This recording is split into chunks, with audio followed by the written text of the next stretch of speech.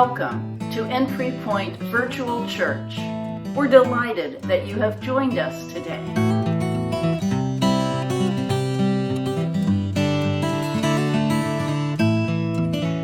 Please pray with me. God, we acknowledge that we want life to be fair, even-handed, and equitable. We expect rules to be applied evenly to everyone. Opportunities granted, punishments enforced, blind to race, color, sex, religion, sexual orientation, or socioeconomic status. This is not the world we live in, and the discrepancies, the unfairness, can elicit strong reactions from many of us. I fall into this category. I often struggle with much of the inconsistencies I encounter, whether in person or captured on the news. Much of my angst can be traced to my expectations that life should be fair. Please help us recognize when we are triggered by unfairness and to respond to it in a new and healthy way. Let us be happy for the coworker who got the promotion, the neighbor who bought the lake house, the relative who everyone is drawn to and seeks advice from. Let us acknowledge that while much unfairness exists, there are many areas where great strides are being made. We also ask you to soften our souls and fill them with gratitude and grace. Gratitude for what we have, and grace when someone else receives something we feel we deserved. Please fill us with humility when we are on the receiving end of an opportunity that others may see as unfair, as well as generosity of spirit and recognition of our good fortune.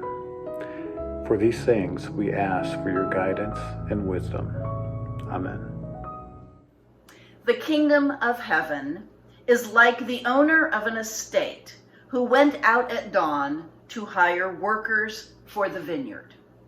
After reaching an agreement with them for the usual daily wage, the owner sent them out to the vineyard.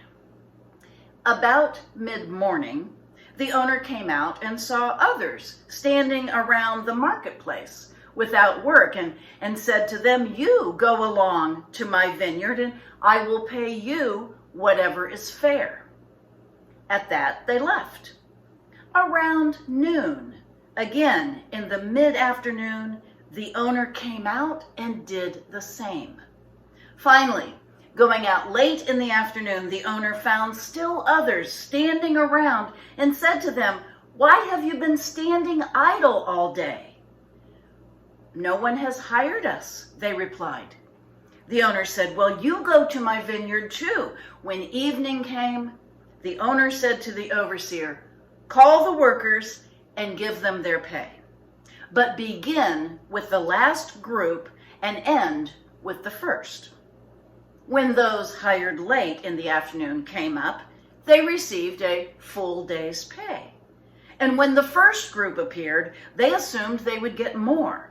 Yet they all received the same daily wage. Thereupon, they complained to the owner, "The last group did only an hour's work, but you've paid them on the same basis as those who worked a full day in the scorching heat." "My friends," said the owner to those who voiced their complaint, "I do you no injustice. You agreed on the usual wage, didn't you? Take your pay and go home. I intend to give this worker who was hired last the same pay as you. I'm free to do as I please with my money, aren't I? Or are you envious because I am generous?"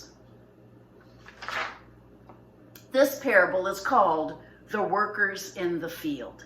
And in some ways, this is a simple story of time and money. In other ways, this is a very significant story about fairness and grace. Here we have a man hiring people to work in his vineyard. Some started work at the beginning of the day, some came to work in the middle of the day, and some showed up right at the end of the workday. Yet, they all got paid the same amount. How in the world is that fair? How can we deal with the unfairness in our world?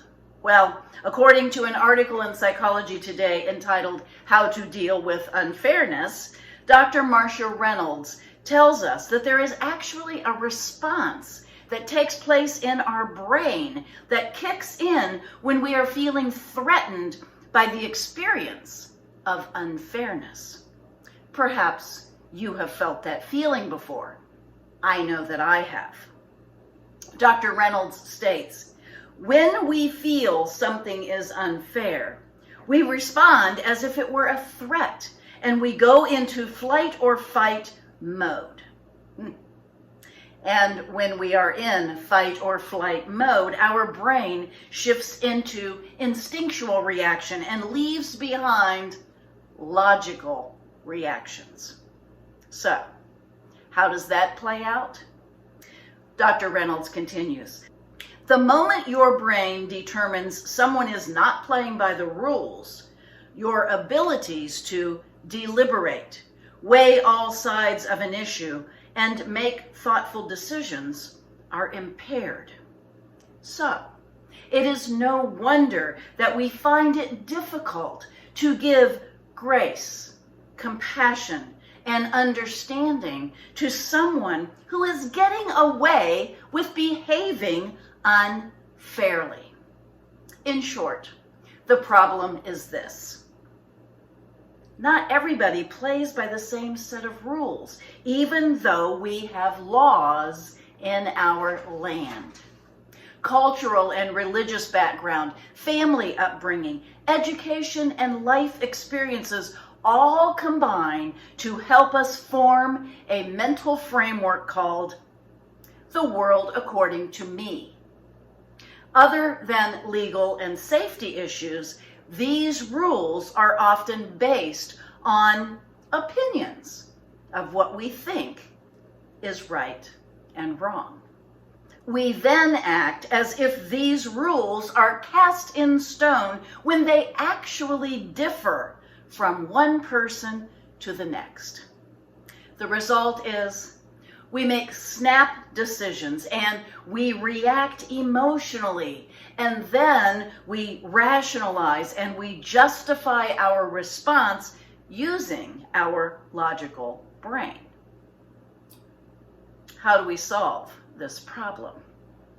Well, here are 3 ideas that might help us all cope. The first is to try to be aware of what our brain is doing. It's hard to be self-aware, especially in the moment of anger or rage. But if we can notice when we are responding instinctually as opposed to logically, we might be able to stop, take a breath, and try to refrain from judgment. Secondly, we should try to determine if our loss is real or not. To me, this is a key point. I might instinctually have a knee-jerk reaction to an experience, but upon further investigation, after I have calmed down, I might realize that the infraction doesn't even really impact my life. So what if that person got away with it? Whatever it was. It doesn't take anything away from me. Thirdly, sometimes it's just better to choose to be healthy instead of right. We always have a choice about where to place our energy. We can fight about it, or we can choose to let it go. The choice is always ours. Choosing to let it go takes us into that beautiful, sometimes incredibly difficult territory of extending grace to other people. Extending grace means not keeping score, not expecting the numbers to even out. One kid gets more M&Ms than the other. Someone gets an extra chance. It doesn't matter. It's choosing the most loving behavior in the midst of a difficult relationship, fraught with ill feelings and a history of bad behavior. It's choosing to take the high road. In traditional Christianity, grace is often defined as undeserved favor from God. I like to interpret that to mean God's love. God continues to love me despite my selfish ways. God continues to love me despite my blunders. God just continues to love me. That is grace. And because God has continued to love me, I am able to get out of my own way from time to time and occasionally recognize other people in the world. I can occasionally find it possible to extend grace to others because I have been so fully loved by God. God's love has healed me enough to be able to love and give grace to others. Right now, we are standing in the doorway of the upcoming holiday season. Strangers getting in our way on the roads and in lines in stores. We have tons of frustrating, stressful days of planning and cleaning and cooking and family ahead of us. We can choose to put down our spreadsheets, take the calculators out of our hands, and disengage our beautiful brain that is only trying to protect us, and instead choose grace. Choose understanding. Choose to do the loving thing.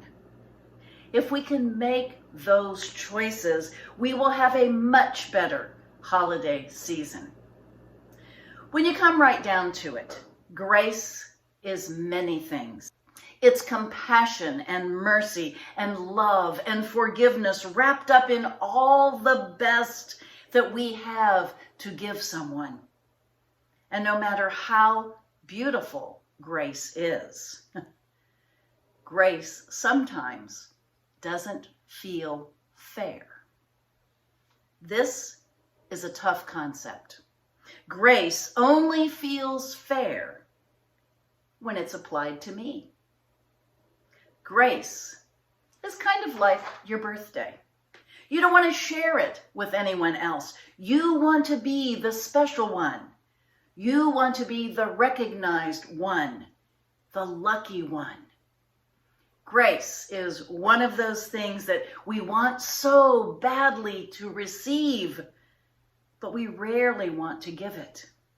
There are several good items in that box labeled things that I want to receive from others, but not necessarily have to give to others.